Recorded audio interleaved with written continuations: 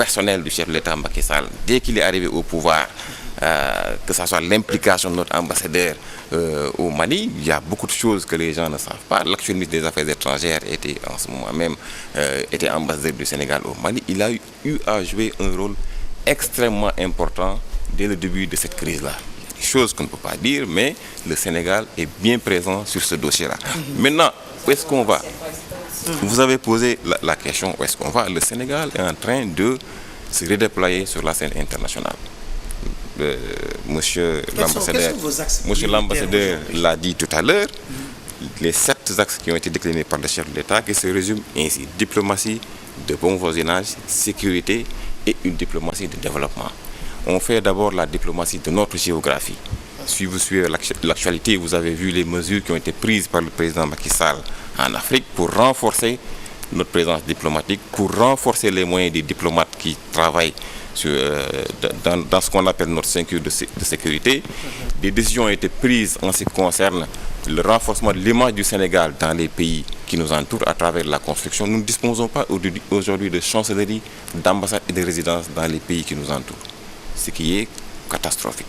Le président Macky Sall a un programme clair qui est en train d'être exécuté par le ministre des Affaires étrangères, consistant à bâtir des résidences chancelleries dignes du Sénégal et de notre ambition en Afrique. Nous avons élargi nos cercles d'amitié et de coopération.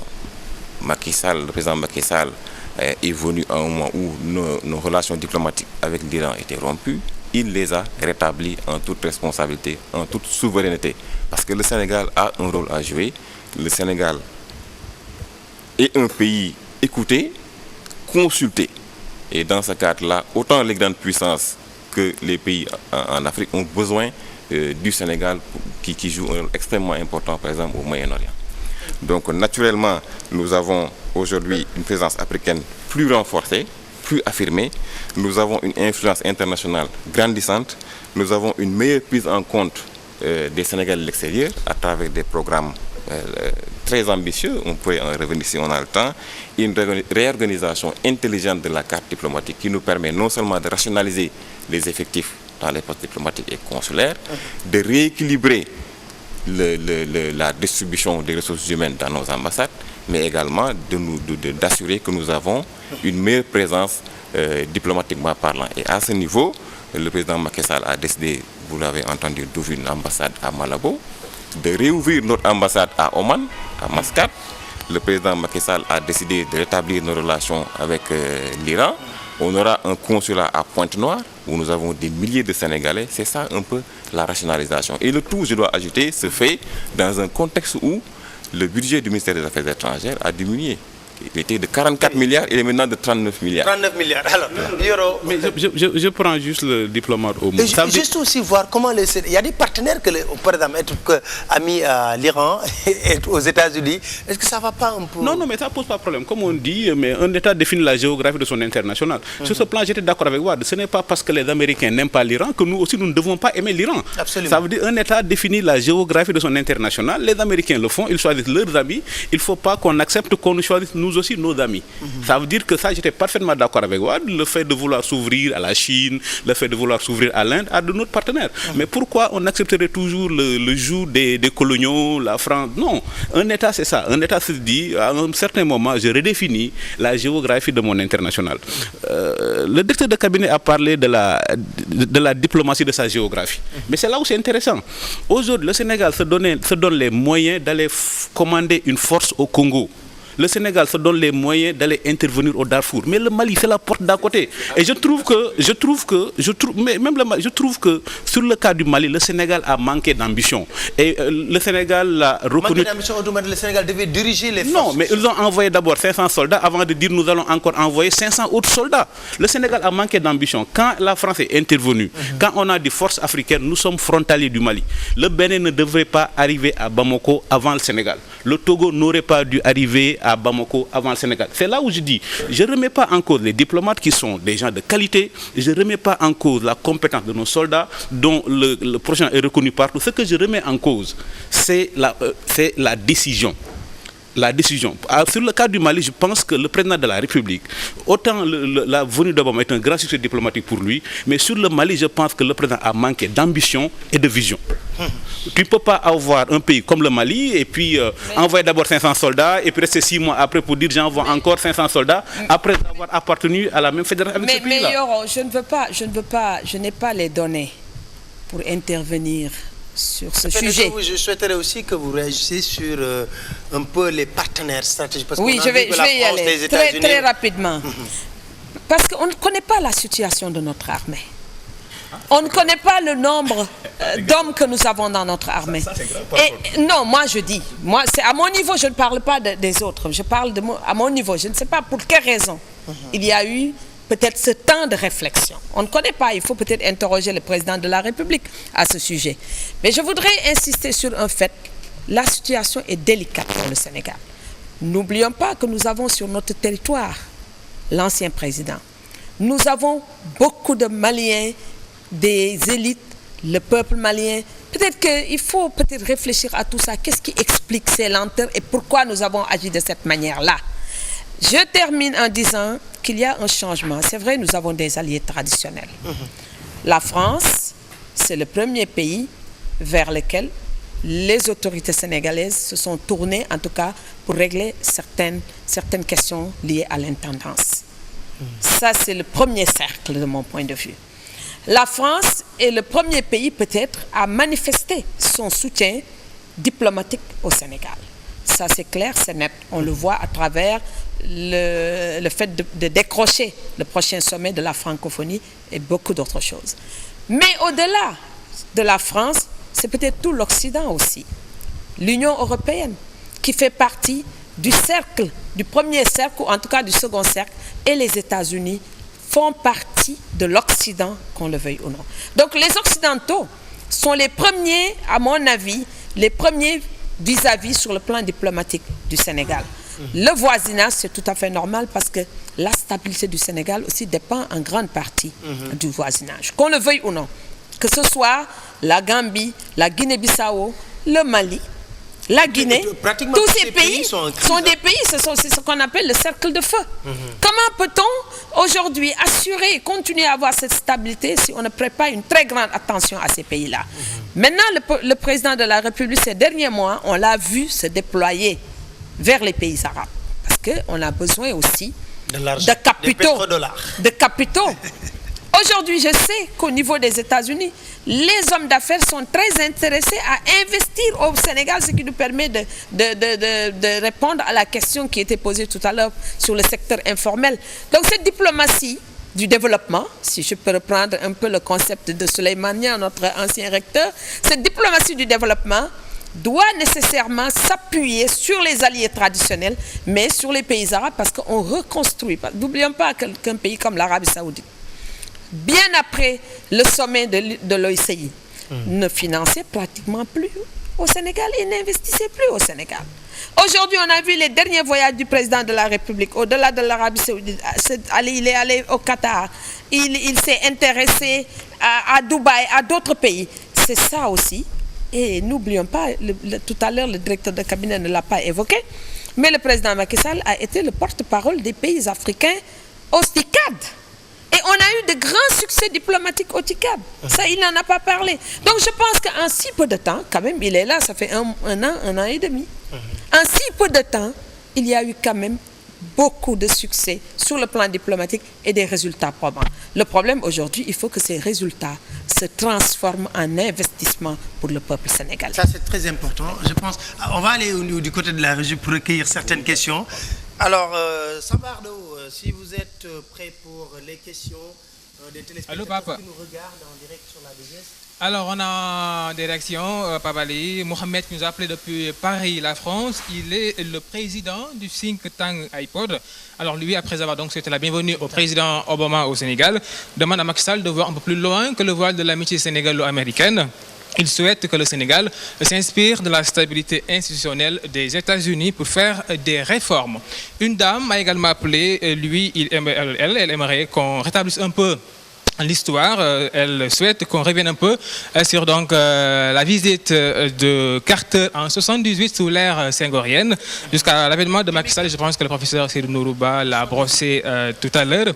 Et puis Moussa Diop également qui nous a appelé depuis Lyon. Il estime que l'élément culturel mérite également d'être approfondi dans le débat puisque le Sénégal, tout comme l'Amérique, partage ce métissage multi-ethnique ou culturel et que le Sénégal reste un des rares pays démocratiques en Afrique. Monsieur Kounta qui pose une question, il demande donc entre la Chine, les États-Unis et la France, quelle doit être donc la stratégie de coopération qu'on doit adopter? Est-ce que le choix également s'impose pour le Sénégal? Alors, vous allez répondre à cette question, Son Excellence. Bon, moi je pense qu'il faut... Parce que les gens disent que c'est plus facile d'avoir de l'argent avec les Chinois qu'avec les Américains en tout cas.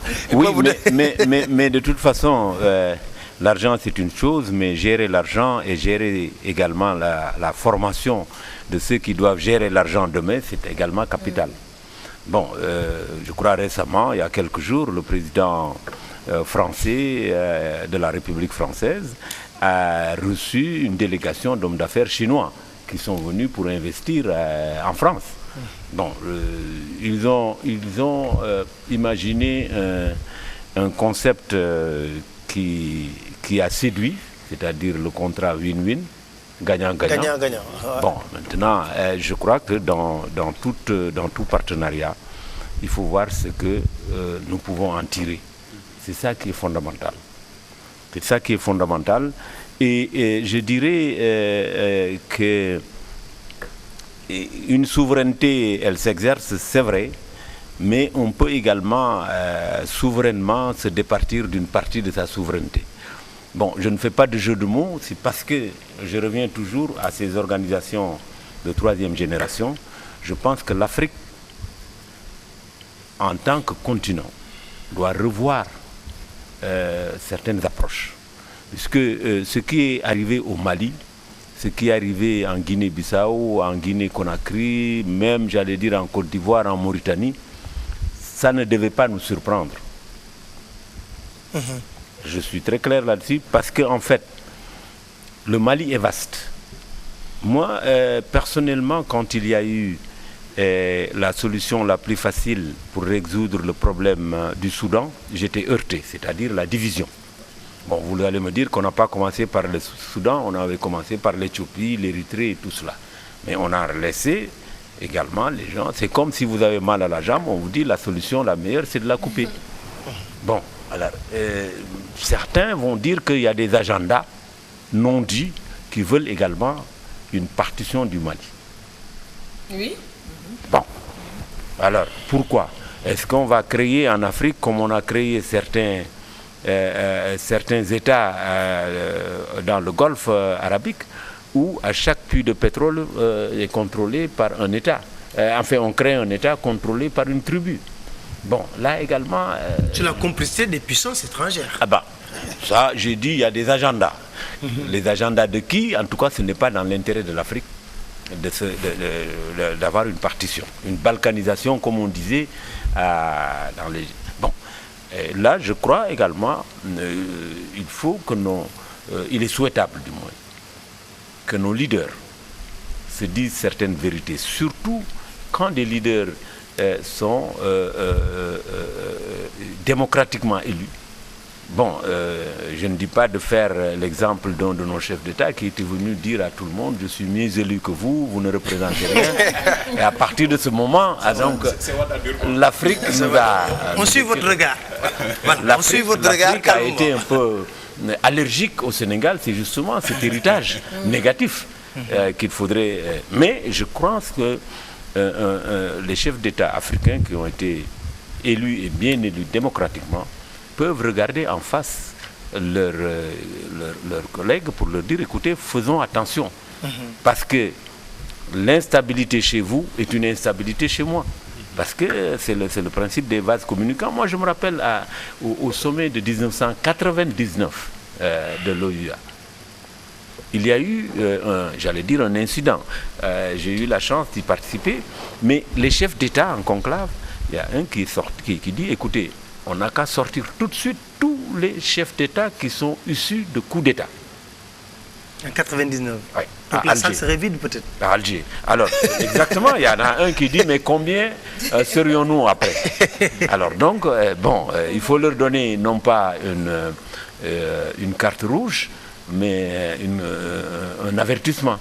Alors, maintenant... Je peux poser une question à Seydou. Oui. Moi, ce que je propose, et je pense que c'est ça la vision que nous devons peut-être développer. Il faudrait définir dans toutes les sous-régions une sorte de groupe de chefs d'État, leaders. Je vois bien, par exemple, le Sénégal et la Côte d'Ivoire servir de locomotive aujourd'hui, un leadership bien construit autour de la CEDEAO, CEDEAO avec le Nigeria, mais autour de l'UEMOA, en tout cas au niveau des pays francophones. Mais le paradoxe, Penda, à ce niveau, c'est quoi? C'est qu'aujourd'hui, en Afrique de l'Ouest, c'est Blaise Compaoré qui est pratiquement le leader. Oui, mais c'est ça. Le paradoxe, en fait, on revient sur... À nos diplomates. À nos diplomates, c'est ça la réalité. C'est lui qui a convoqué les gens pour leur dire... Mais c'est normal, parce que c'est un... C'est pas normal, c'est pas normal. Quand même, c'est le pays de Senghor. Je veux dire, c'est normal. Non, ça peut être normal. Le mandat lui a été confié. C'est un mandat qui lui a été confié. Personne ne lui conteste. Au contraire, on l'aide, on l'assiste pour qu'il réussisse ce mandat-là. Mais ça, c'est des formules. Mais on ne va pas aller... Ça, c'est des formules diplomatiques. Se battre pour avoir ce mandat. C'est ça. Bon, alors, la question... J'avais pas terminé. Allez-y, Excellence. Alors, pour ce débat-là, moi, je dirais... le président Macky Sall est venu et a eu un héritage, comme j'ai dit, négatif. Il faut dire les choses comme elles sont, sur le plan diplomatique. C'est vrai, le président Wade a fait des choses, même quelquefois de grandes choses sur le plan diplomatique, mais a également cassé des choses, et quelquefois de grandes choses. Alors donc, tout cet héritage, très difficile à gérer. Vous savez, c'est dans des crises qu'on voit quelquefois certaines réactions. Le président Diouf a eu sa crise de Koukoy Sambassagna. En Guinée, oui. Il n'a pas hésité. Voilà. Mais il y a eu... Voilà, mais il y a eu des conséquences. Oui, absolument. On est allé en confédération assez précipitamment, parce qu'à mon humble avis, nous pouvions poser des actes plus concrets vers des relations avec la Gambie beaucoup plus harmonisées. Mais bref, faire son coup d'État. Alors, mais ça crée installer la méfiance aussi entre le peuple sénégalais et le peuple gambien. Est-ce qu'il aurait fallu laisser Koukoy faire son coup d'État? Non, justement, il n'y a pas de problème entre les peuples. Moi, je dis que les peuples sont en avance sur les États et les gouvernements. Moi, j'ai été secrétaire exécutif de la Sénégambie, j'ai été pris en otage par Koukoy. Alors, je me demande d'ailleurs comment il peut... Bon, bref. En tout cas, toujours est-il que quand nous allions pour démarquer les frontières, ce sont les populations qui nous disent « Vous êtes venus pourquoi ?» On leur parle de frontières, ils disent « Ah, maintenant que nous sommes indépendants, vous voulez nous diviser. Nous, notre marabout est de l'autre côté, et vous dites que l'autre côté, c'est le Sénégal. » Bon, bref. Donc, pour vous dire qu'il y a un phénomène intégrationniste chez les peuples qui est beaucoup plus fort et sur lequel, je pense, nos pays ne se sont pas assez appuyés. Très bien. Juste permettre de savoir, aujourd'hui, sur l'axe entre le Sénégal et les États-Unis, c'est quel type de coopération? C'est militaire? Vous vous appuyez sur quoi exactement avec la venue de Barack Obama? La coopération est multiforme. Elle est économique, elle est commerciale, c'est une coopération militaire également. Une coopération dans le domaine de l'assistance. Vous avez vu ce que l'USAID est en train de faire à Dakar. Des investissements importants sur plusieurs milliards. Dans le cadre du Peace Corps, du corps de la paix. Dans le cadre du MCA, un téléspectateur a tout interpellé. Donc il y a l'AGOA. Et puis, il faut noter également que la route nationale numéro 2 et la route nationale numéro 6 vont être réhabilitées dans le cadre du MCA. Donc c'est un projet global de 270 milliards de francs CFA. Autrement dit, Barack n'amène pas de l'argent, mais c'est les projets américains qui sont là qui vont continuer. Mais ça, c'est l'existant. C'est pour éviter la désillusion au niveau des Sénégalais qui pensent que Barack amène des mallettes d'argent au Sénégal, alors que ça ne se passe pas comme ça avec les Américains. Non. La coopération entre les États-Unis et l'Afrique de manière générale est fondée sur le renforcement des institutions démocratiques d'abord, sur la stimulation de la croissance économique, le commerce et les investissements, sur la promotion de la paix et de la démocratie et sur la promotion des opportunités de développement et des investissements. Donc c'est un package constitué de 4 éléments. Et les États-Unis jouent sur les 4 leviers. Si vous n'avez pas une certaine politique de paix, de stabilité, de promotion, de la bonne gouvernance, de la lutte contre la corruption, vous ne pouvez pas bénéficier de certains programmes des États-Unis. Vous voyez. Donc le Sénégal a pu présenter une image vraiment et un système démocratique qui a fait que le président Barack Obama l'a reconnu. Ça, il faut le souligner, on l'avait obtenu avec Wade. Je l'ai dit tantôt, mon cher. Le président Barack Obama est au pouvoir depuis 4 ans. Il est venu en Afrique, il n'est pas passé par le Sénégal. Le président Macky Sall est arrivé il y a 1 an, il a lancé des signaux et posé des actes qui ont fait que le président a estimé que ce pays-là est un pays avec lequel il faut travailler, c'est un pays sur lequel il faut compter, c'est un leader, c'est un président qui est jeune, qui a des idées tout à fait révolutionnaires, tournées vers le développement, responsable d'abord, basé sur soi-même. Mais excellent, c'est là où j'ai un problème, parce que je me dis que quand même on peut dire avec Wade, même si à la fin de son règne, c'était pas, il y a eu beaucoup de... Quand même, il a su gagner la confiance des Américains au point d'avoir le Millennium Challenge Account Corporation, mais aussi d'avoir l'AGOA. Oui, mais sur ce plan, comme j'ai dit, excusez-moi de venir par intrusion, parce que, bon, excusez-moi, vous comprendrez, après 37 années quand même passées aux affaires étrangères, quand je me dois de réagir à certaines choses, j'avais dit il y a des acquis qui n'ont jamais été remis en cause. Oui, tout à fait. La permanence de l'État se manifeste dans la permanence de ses options stratégiques, surtout diplomatiques. Bon, Senghor a fait, Abdou Diouf en a hérité et a ajouté quelque chose. Abdou Diouf, Wade a hérité et a ajouté quelque chose. Macky Sall est venu à hériter et à ajouter quelque chose. Absolument. C'est ça qu'il faut absolument. C'est pourquoi j'ai... Avec un lourd facile. Mais aussi avec beaucoup d'actifs. Et c'est pourquoi les Barack Obama va en donner une leçon. Ça veut dire que vous n'entendrez jamais Barack Obama critiquer la politique extérieure de Bush, parce que les régimes passent, mais l'État demeure. Et c'est pourquoi je suis très nuancé sur les... C'est pourquoi je suis très nuancé... On sait qu'aussi on peut s'écouter. Non, c'est pourquoi je suis très nuancé sur l'héritage catastrophique de Wade, comme les gens veulent le présenter. Quand Macky Sall arrive au pouvoir, il a 2 avantages. Il a des diplomates chevronnés, comme ces messieurs-là. Il a une grande armée. Et comme on dit, un homme d'État, c'est du caractère et des circonstances. Et à mon avis, il avait les circonstances pour le Mali. C'est des circonstances exceptionnelles. Est-ce qu'il a eu le caractère? C'est ça le débat. L'héritage de Wade n'a pas été... Non. L'héritage de Wade, à mon avis, n'a pas été négatif. Quand Wade arrive au pouvoir, moi, personne ne peut me taxer d'être pro-wadiste. Ça au moins, c'est clair.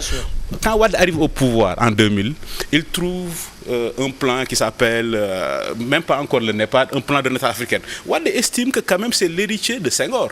On ne peut pas parler de débat comme ça sans pour autant qu'on entende la voix du Sénégal. Wade entre par effraction. Wade entre par effraction et impose la voix du Sénégal. Il n'avait même pas encore 6 mois. Après, qu'est-ce que le NEPAD est devenu? On peut en parler. Quand Wade estime qu'il y a un conflit entre le Tchad et le Soudan, il estime devoir les convoquer ici à Dakar. Même Madagascar, il les convoque à Dakar. Ça veut dire que c'est après qu'il y a eu cette dérive monarchique. Ça, on peut être très critique. Mais le bilan diplomatique de Wade n'est pas si négatif que ça. Wade a été au G8 à Kananakis, sur beaucoup de sommets de l'Union africaine. On entendait la voix du Sénégal. Et le courage aussi d'avoir des partenaires économiques qui sont différents. L'audace de dire que, oui, mais même si l'Iran est pestiféré, il a osé dire que l'Iran a le droit à un programme nucléaire civil. Quel chef d'État a osé le dire? Mais il s'est aussi précipité à rompre les relations diplomatiques avec l'Iran. Oui, mais ça c'est Wade, ça c'est du Wade. Il y a du bon et du moins bon. Mais au moins, en tant que chef d'État, il avait cette audace, ce que moi j'appelle cet orgueil national. En disant, sur ce continent-là, je suis l'héritier de Senghor, donc les grandes choses ne peuvent pas se faire sans la voix du Sénégal. Et c'est pourquoi on entend le Sénégal. On a entendu la voix du Sénégal sur le Darfour, on nous a entendu sur la crise malgache, on nous a entendu sur la crise congolaise, on nous a entendu sur les grandes questions. Mais Yoro, il faut... Les tempéraments des hommes aussi. Non, les tempéraments des hommes aussi, il faut en tenir compte. C'est ça le caractère. Laisse-moi. Wade appartient à une génération, c'est la génération des pères de l'indépendance, qu'on le veuille ou non. Cette génération avait une certaine vision, même si la vision était en porte-à-faux avec son comportement ultérieurement. Macky Sall n'a pas eu cette trajectoire historique.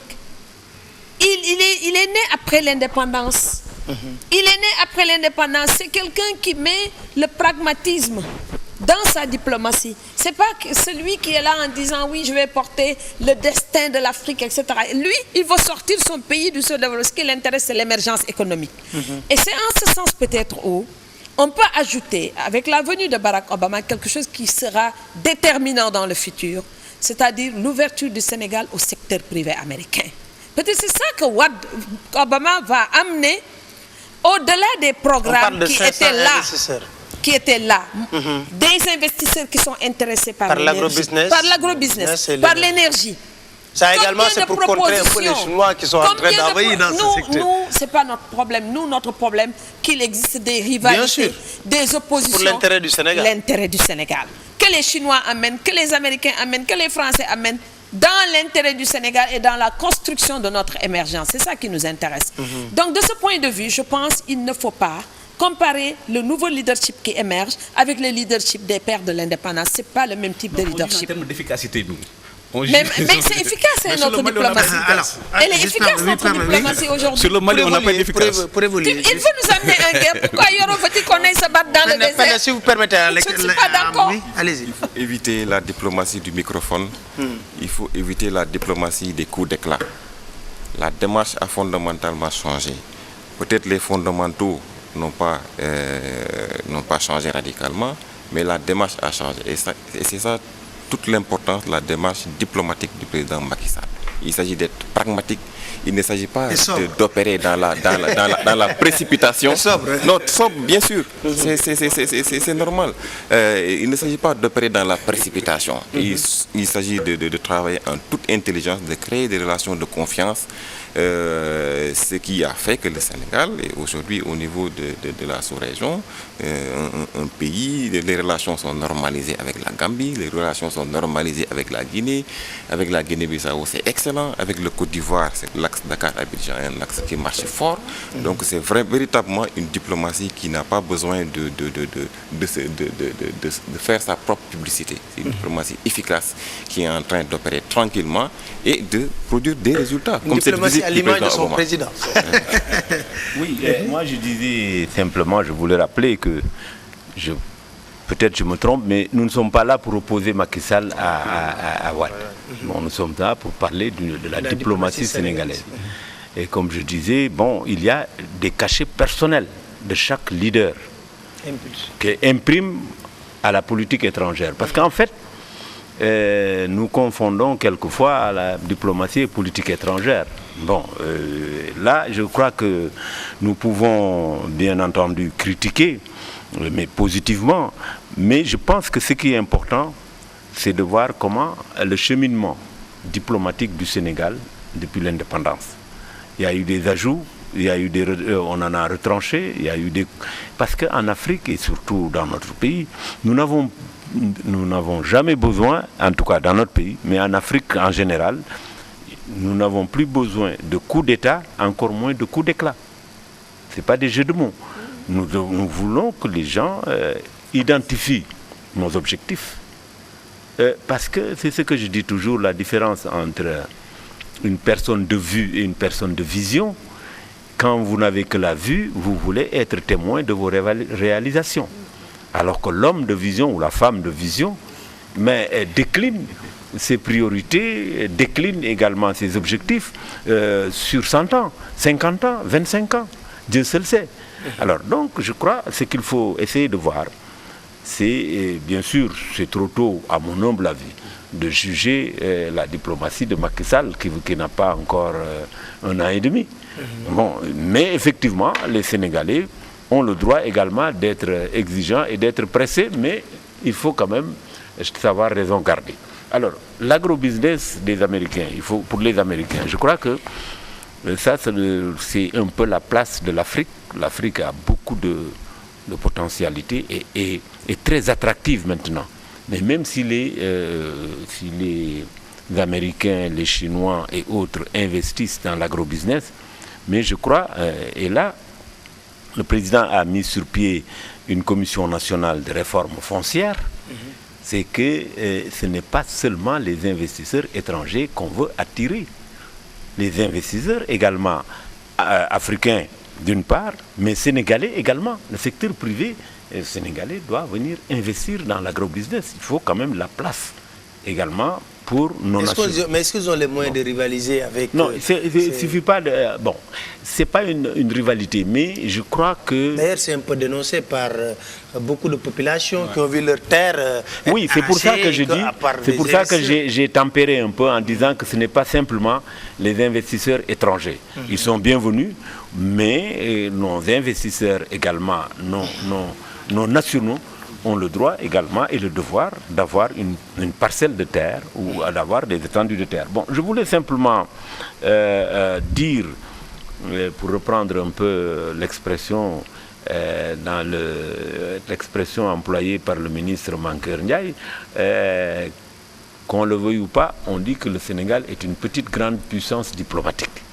Bon, c'est une petite grande puissance diplomatique. Bon, on peut parler pendant longtemps sur cette affaire. Mais je voulais dire également que l'amitié compte également, le facteur affectif compte beaucoup sur la diplomatie. Je ne suis pas d'accord avec ceux qui disent que les États n'ont pas d'amis, ils n'ont que des intérêts. Moi, je dis les États ont des amis. Parce qu'en diplomatie, il y a ce qu'on appelle les traités d'amitié. Alors, c'est entre États, d'une part. Et d'autre part, les États sont incarnés par des personnes. Vous pouvez voir deux chefs d'État, le courant passe tout de suite, parce que par sympathie. Parce que, quelqu'un l'a dit, Macky Sall et Obama naissent tous les deux en 61. Donc, tous les deux ayant eu un parcours... j'allais dire... Étant de la même génération, peut-être. Oui, mais surtout le cursus familial même, à la limite. Moi, j'ai dit, et ça j'ai un peu reproché à nos amis de la presse, je me souviens quand le président Macky Sall devait être installé, le week-end d'avant, on avait fait, il y a un journal, je ne le citerai pas parce que je ne fais pas de la publicité pour un journal, mais il y a un journal qui avait décrit un peu sa jeunesse, ses parents, issus de milieux quand même relativement modestes, et qui termine par être le chef de l'État du Sénégal. Je crois qu'on n'a pas mis l'accent sur cela, pour donner encore espoir à nos jeunes Sénégalais qui peuvent, et le mérite. Je pense que ça c'est important. Il fallait quand même, à mon avis, vraiment vendre cette image. On peut être issu de milieux modestes, mais terminer par être chef d'État. C'est essentiel. Et c'est ça qui nous lie principalement aux États-Unis. Les États-Unis, c'est la plus vieille démocratie en Amérique. Le Sénégal est la plus vieille démocratie du continent. Au-delà de la démocratie, il y a la République qui nous lie. C'est quoi la République? Le système où le pouvoir n'est pas attaché à une personne qui l'incarne et à sa famille. La monarchie, c'est le contraire. Et puis, le fait que, comme ils disent, Macky Sall vienne de couches modestes et puisse aller au président, ça veut dire que la République a aboli ce qu'on appelait le hasard de la naissance. Et c'est pourquoi les Américains ont été fascinés par l'âpreté du combat des Sénégalais pour empêcher le retour du hasard de la naissance. Le fait que Karim Wade veut devenir président uniquement parce que son père est président. Et c'est ça la République. Et c'est ça qu'on partage avec les Américains. Il y a un rêve américain, mais il y a aussi un rêve sénégalais. Que Macky Sall, dont le père a été gardien, devienne aujourd'hui président de la République du Sénégal. Et puis le fait que aussi, c'est mieux que ça, c'est plus profond que ça. Que nos présidents, Senghor soit de Guilor, Diouf soit de Louga, Wade soit de Kébémer, Macky Sall soit de Fatick, et que tous les premiers ministres du Sénégal, à l'exception notoire de Abdou Mbaye, que personne ne soit un Dakarois. Et c'est ça la République, c'est ça que les Américains ont voulu saluer. Et c'est pourquoi, comme il disait tantôt, il y a le coefficient personnel, c'est important, mais pour les Américains, comme disait le troisième président Thomas Jefferson, qui disait l'arbre de la liberté doit être arrosé de temps en temps par le sang du tyran. C'est une manière naturelle. Et pour les Américains, le Sénégal n'a jamais été aussi démocratique que lors des 4 dernières années. Quand les Sénégalais sont descendus dans la rue le 23 juin pour dire nous ne voulons pas de ça, quand les Sénégalais démocratiquement ont mis un terme au dérive de Wade de façon démocratique. Les contentieux politiques par les urnes. Les aspects affectifs, pour les Américains, c'est très important. Peut-être les Sénégalais n'en parlent pas beaucoup. Mais le fait que le couple Sall ait vécu un moment aux États-Unis, que leurs enfants soient nés aux États-Unis, qu'un de leurs fils puissent vivre aujourd'hui et étudier aux États-Unis. Ce sont des aspects importants. Ils se disent que... Ils sont américanophile. Voilà, absolument, c'est un couple américanophile. Ils ont adopté le modèle américain. Tout ça, ce sont des aspects sur lesquels les Américains reviennent. Et c'est pas rien. Moi, je pense qu'aujourd'hui, notre diplomatie, effectivement, il faut l'encourager à continuer dans cette voie, mais essayer, au-delà des acquis que nous avons, de construire véritablement cette émergence et lier cette émergence avec la diplomatie efficace que nous voulons mettre en place. Il faut garder, je pense, nos partenaires stratégiques, France, États-Unis, et s'ouvrir au reste. Ça, c'est important. C'est exactement ce qu'on fait. C'est exactement ce qu'on fait. La diplomatie sénégalaise est sur une bonne trajectoire et sur la bonne voie. Sous les instructions sages et éclairées du président Macky Sall et sous la direction du ministre Mankeur Ndiaye. Il s'agit maintenant de consolider et de renforcer les acquis. Nous avons un environnement immédiat qui est maîtrisé, un environnement international qui est favorable. Le Sénégal n'est que de stabilité. Et toutes les conditions sont réunies pour que le Sénégal reste et demeure un leader et une référence en Afrique et dans le monde. Alors, on va aller voir Sambardo pour le dernier tour de table. Alors, Sambardo, je pense que c'est pour recueillir les dernières questions et réactions. Oui, Babali, dernière question, dernière réaction. Madame Si, Béatrice, qui a voulu rebondir un peu sur les propos de l'ambassadeur sur la diplomatie de défense. Elle souhaite savoir où en est l'accord de non-agression qui existait déjà sous Senghor et Abdou Diouf, dirigé par des Sénégalais et qui permettait de mettre en place une armée sous-régionale. Sangaré de Mbacké a magnifié, disons, la prudence du Sénégal qui avait pris un peu du recul avant de s'engager donc dans le bourbier malien. Monsieur Diallo qui souhaite la bienvenue à Obama au Sénégal donc et qui demande qu'est-ce qui va réellement changer au Sénégal avec cette visite américaine. Ali Kamara qui estime également que la visite d'Obama révèle un succès tout simplement diplomatique. Merci beaucoup Sambardo. Je pense que il y a une dame qui vous a interpellé sur le pacte de non-agression qui a été signé. Ça, c'est une longue histoire. Bon, je ne suis pas le seul ambassadeur ici, mais c'est l'ambassadeur directeur de cabinet. Bon, pour ce que j'en sais, l'ANAD, effectivement, avait marqué un tournant au niveau de la restructuration de l'espace ouest-africain. C'était un accord qui a débouché sur une organisation qui a fait ses preuves à l'époque, mais il m'a semblé que cette organisation, je ne dirais pas est morte de sa belle mort, mais en tout cas ne se fait plus sentir. Effectivement, je disais, j'ai toujours milité pour les organisations de troisième génération, c'est-à-dire que vous avez un bras armé, que ça soit militaire, financier, stratégique et humain, pour que politiquement, ce que vous prenez comme décision puisse être vraiment mis en application. Et c'est ce qui nous manque un peu dans notre sous-région. Je terminerai... Il y a une idée qui a été émise par le président Macky Sall lorsqu'il était invité ici, le 31 décembre 2011. Il disait que pour la diplomatie, pour le bon voisinage, il pense déjà à organiser des sortes de sommets entre les différents pays qui entourent le Sénégal pour raffermir, non pas dans le cadre de l'UEMOA ni de la CEDEAO, mais faire des sommets avec la Gambie, avec la Guinée-Conakry pour des raisons. Je pense que c'est une bonne idée qui est... Oui, mais je pouvais même... Bilatéral. Mais je pouvais...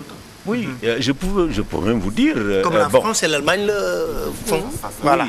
Mais ce n'est pas médiatisé. Non, je dis même que pourquoi le comité sénégalo-gambien a été réinstallé? Parce qu'il avait été dissous et il a été encore remis sur selle. Très bien. Pourquoi? Et malheureusement, 30 années après, donc nous avons presque perdu 30 ans. Parce qu'on n'évalue pas très souvent. Quand je dis on, c'est-à-dire le Sénégal, dans son entièreté. Ce n'est pas simplement le ministère des Affaires étrangères ou tel ministère. Mais on n'évalue pas ce que nous avons fait et sur la base de ce que nous voulons faire. Parce que avec la Gambie, je vous dis, ces projets ont existé et j'ai eu la chance de négocier même avec le FED, le Fonds européen de développement, la route Dakar-Banjul-Bissau. Parce que je dis toujours, dans le conflit qu'on a au sud du Sénégal, si le seuil, la porte c'est le Sénégal, le seuil c'est le Sénégal, la porte est en Gambie et la clé est en Guinée-Bissau. Donc nous devons vraiment...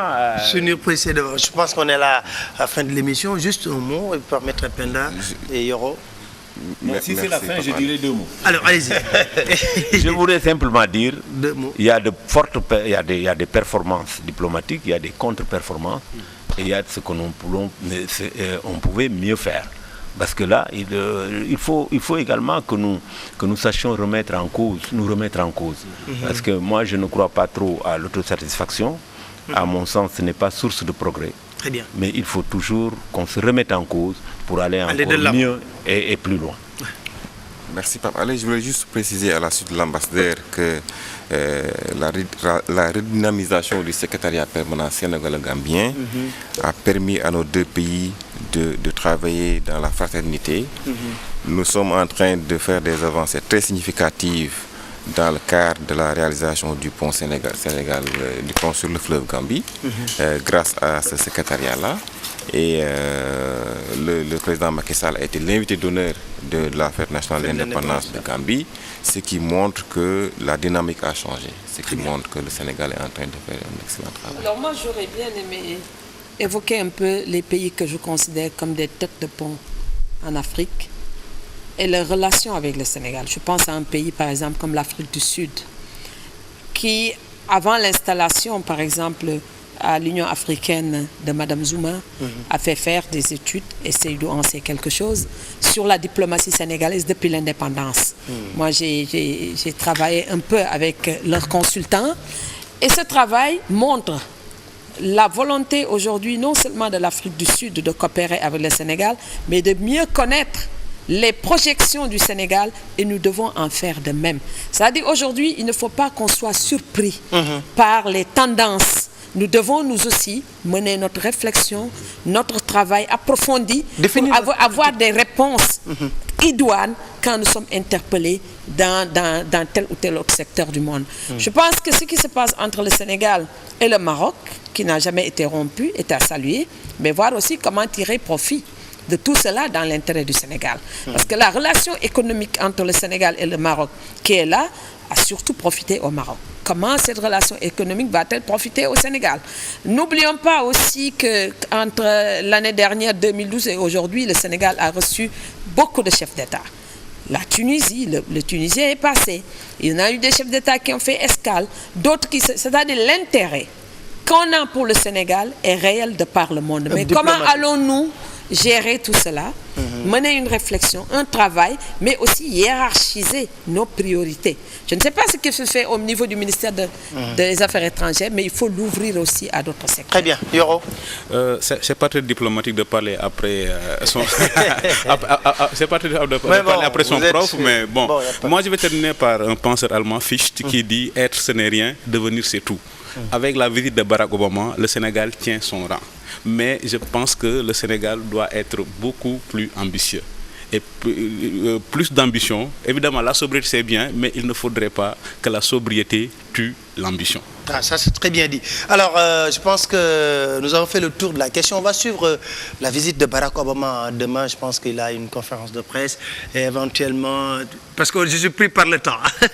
Alors, on a même débordé par rapport au timing qui a été donné à cette émission de décryptage. On ne peut pas éplucher le sujet, mais je pense qu'on va revenir juste après le départ de Barack Obama pour tirer les conclusions de sa visite et puis voir un peu qu'est-ce qu'on peut retenir. Mais bon, il faut que les Sénégalais sachent qu'il n'est pas venu avec des milliards parce que c'est déjà fait. Les milliards, oui, les milliards, oui. Donc ça veut dire qu'il n'y a pas de milliards dans les cartons de Barack Obama ni dans Air Force One. Mais bon, il est là pour parler. Et puis pendant 3 jours, le Sénégal sera le centre du monde. Dans les médias, on en parle. On sera le hub diplomatique, comme on dit. Alors moi, je vous donne rendez-vous pour une autre émission de décryptage. Allez, à bientôt. Sénégalais.